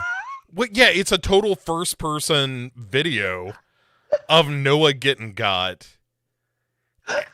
And Amy's, of course, like, just blubbering as she's watching this. And oh man, just like she was as a kid when our parents died. I'm like, what are we doing to this character? Someone save her. Someone save her, please. But all right, so here's where Amy acts completely inextricably. Yes. Where instead of immediately calling the police to be like, look at what the fuck I just got sent. I have first-person footage of him dying. Maybe there's a clue in here that solves the case. Instead, she gets jump scared by the guy, Adam McDonald, director of the episode. Yes. Like putting his hand on her shoulder, and she does a real, hey! And takes off the headset, and he's like, hey, what you're playing looks pretty scary. Can I get a look? And she's like, no, it's a beta test. I can't let you look at anything. I'd physically make him watch it. But because he would never ask to watch another VR video again. Like, this, I paid for this space. This is my fucking time. You're the proprietor. Fuck off. Oh, you want to be nosy, do you? Right. Here's Noah getting bludgeoned to death and having a fucking coffee fucking jar shoved in his mouth and then poured with hot water down there. How'd you like some hot coffee? You want some? Well, Evil Dead 3 there. Who's laughing now? All right, so to take a mild step back, a quick scene that we skipped over, but just for the sake, it's not a flashback. It was in the present, actually. Should probably talk about it then. It's Renee, who is just losing her fucking mind about how the whole apartment is cursed. Like cursed. Yeah, and the detective is there questioning her. Renee's like, we're all fucked. You're fucked too because you're here. And she says, he's here. He's coming for the rest of us. Yep. And the detective is just like, I'm afraid you might be what scientists call bananas. And we look at her notepad and she's just drawing a bunch of bananas instead of taking notes. It's like the Looney Tunes where she does the like screw plus ball. Yeah. And as she's having this old-fashioned freak out about this, Connor comes out and is like, "What are you doing? She's crazy. You can't question her like this. If you want to question somebody, go talk to Sheriff Dan the racist and Dawn the weird vlogger." Yeah. Look, let's turn attention onto them, and away from me, a potential killer, who then instantly gives away his motive for the whole thing. He's like that. I wished everyone had cared as much about what happened to my mother who set herself on fire 1 year ago out in the car park lot, which might be the motive for the killings in this show.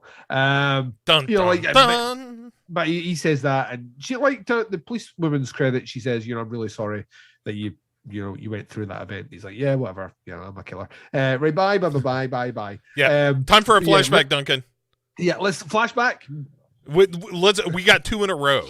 There's a flashback to Noah, where he, after Kit staggers away, steps out the door and immediately texts Amy and is like, "I know you were fucking Kit. Yeah, you fucked my wife. And like, so like, he's like, totally. So he like says on there, like, so he's jumped to like the next level, and she's not having a great day. She's driving back in her car. It's it's been a long night. Where's she been? We don't know. We never set that up, but we don't need to set that up. We know that she just wasn't there, and she's driving back, and she's texting and driving, which is not a good thing. It's probably why she put herself forward for the crime. The guilt of all that texting and driving. I think so. But also, once again, how interesting that like we get Aaron Martin's like kind of link back to first car accident involved a phone. This car accident involves a phone. Synchronicity, Bo. It's bookending the story arc. Almost as if the entire season was about how phones fuck people up. It's literally what I thought when we had that flashback to 21 years ago. I was like, oh, like, yeah, mobiles weren't around then, so just use a car phone. Yeah. It's just so fucking... Anyway, right, so she's texting back and forward, and he starts saying things like, well, I know you slept with him. And she's like, no, I'll never sleep with you because I love you. And he's like that. He's like, well, he's going to get what's coming to him. He's going to die tonight. And she's like, oh, what have you done? What have you done? And then, boom, right into him. Kills him. Yeah, absolutely. Just rolls over him. And then we cut back to the present where Amy jacks back in to see more of this murder. Yep. And we kind of cut back and forth between that and her texting and driving, and then her thinking like, oh, Noah did something to Kit. Yeah. And that's, when she not only hits Kit, but also has a flashback to the accident from when she was a kid. I mean, that must be... you know you're writing fucking TV gold when you can pull off an Inception flashback in this TV show. Well, you're in a flashback with an accident that then has a flashback, Bo. Yeah, what? It's he was sitting patting himself on the back, getting a round of applause from the writers' room. People saying this is hot shit, Arn, and he's like, I know, this is the one. This is Netflix money we're spending now, guys. Netflix money. It's peak slasher. If you can do a flashback within a flashback to have a decent character have something terrible happen to them. Oh yeah. This is the apex. This is of what slasher. we'll be building up to. This is the best it's ever going to get. This is the lofty highs, Bo. Yeah. Oh, yeah. I guess. And so she rips off this VR headset once more, doesn't contact police or anything. No. But that police officer was outside. Remember tailing her? So I'm sure he saw her running out traumatized and would do something about it. Turns out not so much, because they've peeled off of the stakeout of Amy to go back to the school, and the detective, the main detective, is telling the junior detective, all right, we're doing a house-by-house search for Cassidy. I want you to search every outhouse. Our fugitive's name is Dr. Richard Kimball. Go get him. And the detective is like, we already did this shit. And she's like, no, look for any place that could be a piece of a body. Yeah. And he's like, so everything? Okay. Yeah, let's let to that. That's what that means to me is absolutely everything needs to be searched. Like, yeah. But then I'm also part of me's thinking, if the police did a search earlier on, why was not everything searched? You know, these aren't great police. We have a missing child here and a murdered body of a teacher in this school. Everything gets searched for the murder weapon. Well, you know, eventually. And so the detective, the main detective goes and checks out the theater department because she's a little bit of a theater nerd.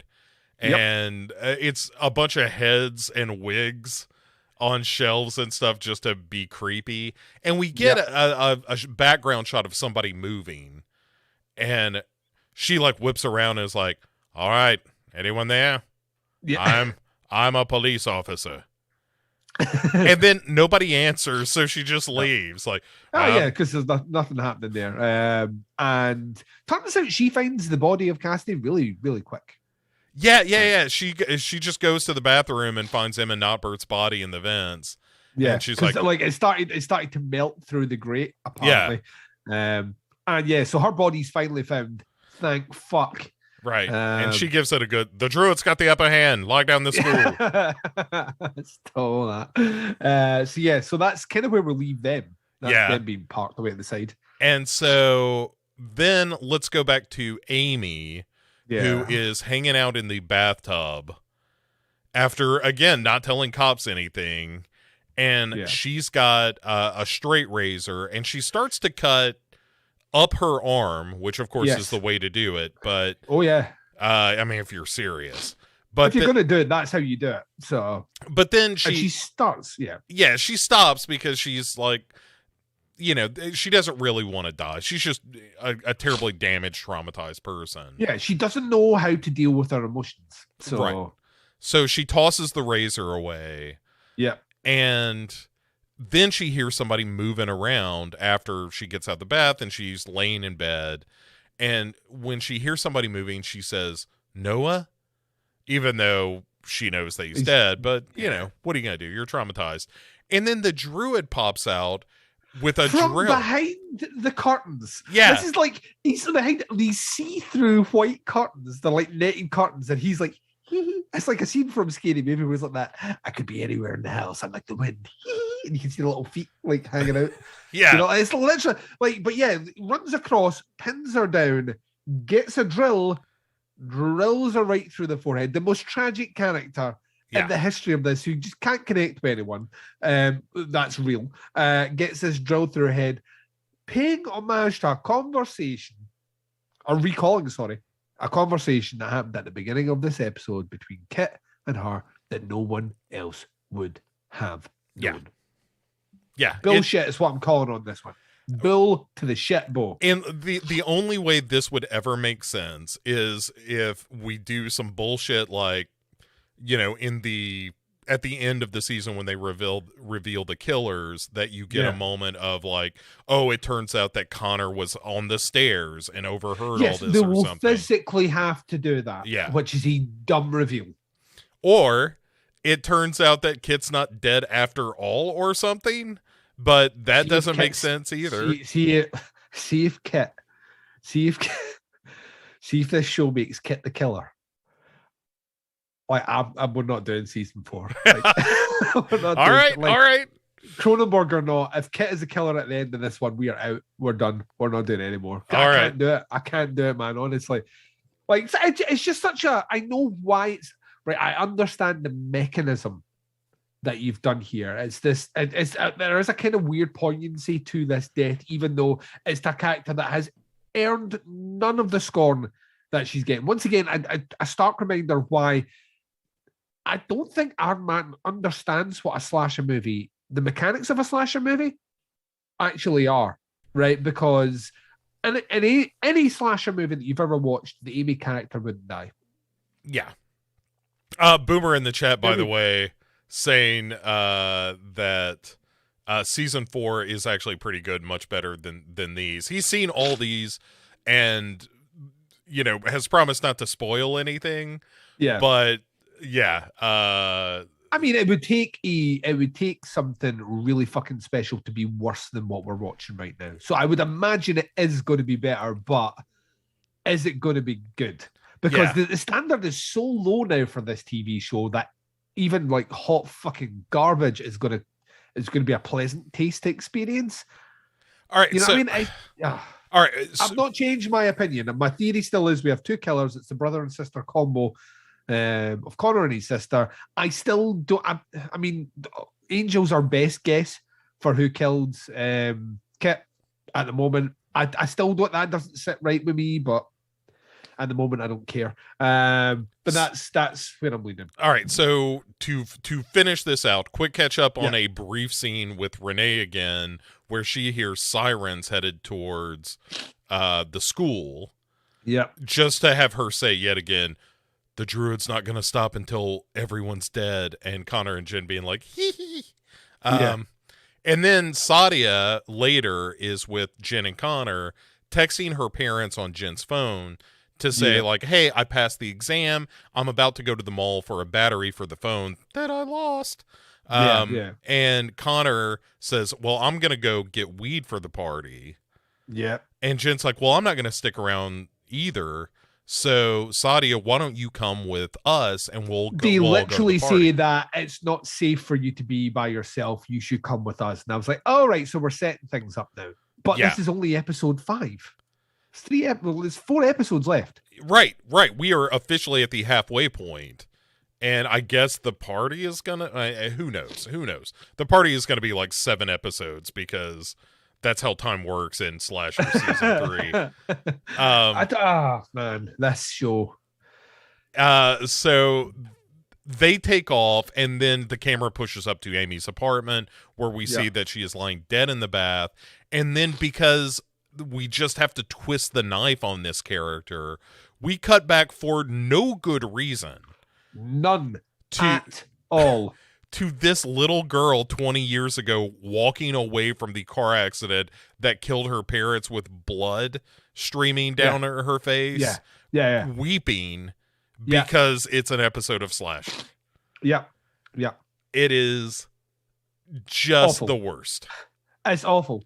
The guy doesn't understand tone at all. I don't think he I would like, but part of me thinks that at the end of this, someone, if anyone in the industry ever finds it, like, can you get me and Bo a meeting with Aaron Martin so I can find out who damaged him as a child?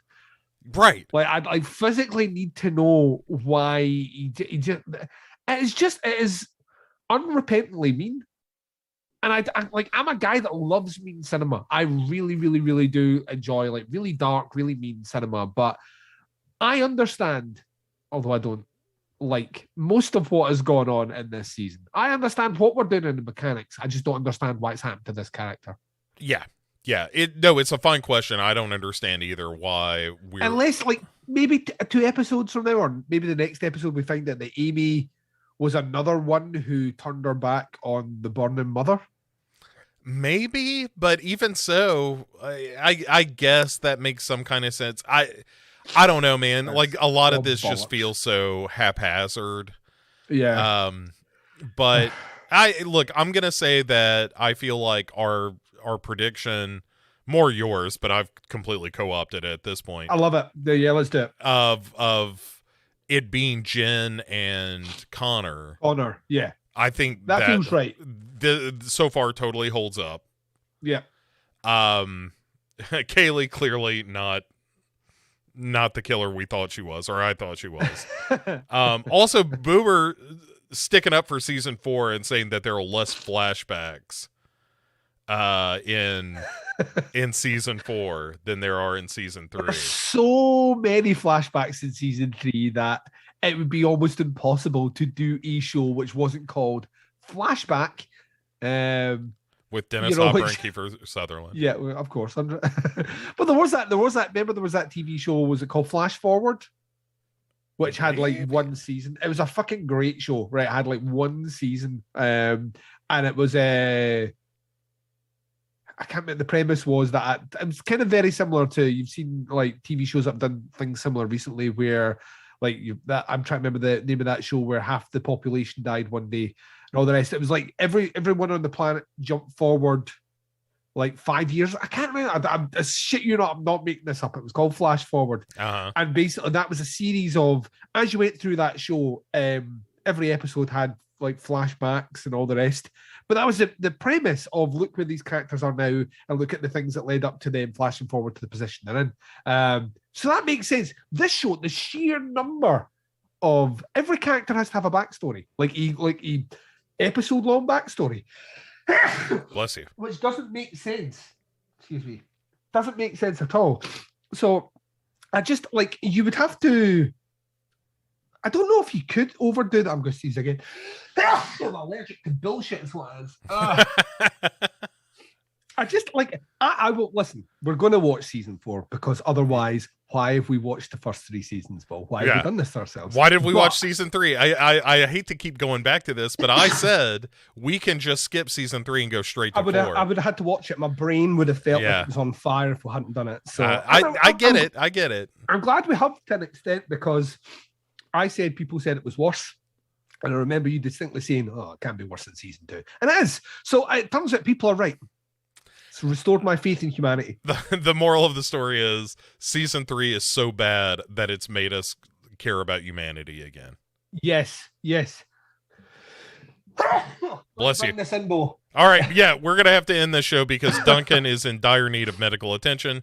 Duncan may not survive this. Yeah. The cold is getting the better of him. But that's kind of it for season 3, episode 4. So, Duncan, where can people find you between now and whenever it is that you have recovered from your disease? You can find me on Podcast Under the Stairs. Loads happening at the moment. I'm going to sneeze again. No, I'm not. Loads happening at the moment. We are kind of trundling through to the end of the year for us. So I always try and be relatively interactive. We're planning a massive directors conversation. Myself, Bo Ransdell, and Doug Tilley, who have done incredible directors conversations before. We usually do one a year, and this year we're doing it on the aforementioned William Friedkin. So we're doing all Friedkin's content. Very much looking forward to that. I have still to start watching the 30 movies or whatever it is, including I think TV 27, movies. I think is what we have. That rings a bell. So I need to get on that like ASAP. I'll get through it. I've seen a lot of them. I know kind of inside out anyway, but we'll get through them all. So that's coming. I have a Russian roulette franchise retro that I'm about to announce on Children of the Corn. Wait for it, 11 movies. What? There's 11 movies. I in that had franchise. no idea. 11 movies. That's crazy. So we're doing that. Other various bits and bobs, and I suppose it's probably worth announcing here. This month, coming on Monday the 29th, the Podcast Under the Stairs will be celebrating its 1,000th episode. Which, I mean, how that happened, I don't know. I don't know how that happened. I also do think that maybe I don't know if this is a thing for the Guinness Book of Records, but I do think my show now has the most episodes of a horror podcast ever. I think. Now, I can't think of any other show that's been on the same level. Yeah. In terms of releasing. Now, you could argue that is all quantity and no quality. I will not disagree with that. So, not even a little bit. So there's that coming, and various other bits and bobs. But you can check all out tputscast.com or wherever you listen to podcasts Under the Stairs. Well done, sir. Yeah, 1,000 episodes, 200 of them, totally fine. That's the new T-shirt you ought to get. And if you want to hear any more out of me, by the way, Boomer throwing a corn icon in the chat, I really appreciate that. So if you want to hear more out of me, you can find everything I do over on legionpodcasts.com, and if you want to catch up with me on all things horror, you can find that at The Dark Parade, also on legionpodcasts.com, also on Twitter at Dark Parade Pod, and the Facebook group I tend to be quite active in for all things Halloween related, where I threw up a bunch of pictures of all the Halloween decorations and whatnot. So with that said, thanks very much for hanging with us. Thanks for all the stuff in the chat. That was a lot of fun. And really all that's left to say, other than, we'll be back in 2 weeks to do this again, is to say goodnight, Duncan. To say goodnight, Duncan. That's not right.